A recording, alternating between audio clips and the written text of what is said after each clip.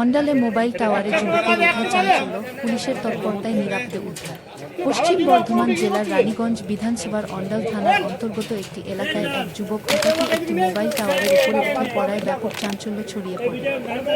ঘটনাকে কেন্দ্র করে এলাকায় আতঙ্ক ও উত্তেজনার সৃষ্টি হয়। মুহূর্তের মধ্যে ঘটনাস্থলে ভিড় জমায় স্থানীয় বাসিন্দারা। খবর পেয়ে দ্রুত ঘটনাস্থলে পৌঁছায় অন্ডাল থানা। পরিস্থিতি নিয়ন্ত্রণে এনে যুবককে নিরাপদে নামানোর জন্য শুরু হয় পুলিশ ও উপস্থিত স্থানীয়দের প্রচেষ্টার পর অবশেষে ওই যুবক স্বেচ্ছায় টাওয়ার থেকে নেমে আসেন। পরে তাকে নিরাপদে উদ্ধার করে প্রয়োজনীয় ব্যবস্থা নেওয়া হয়।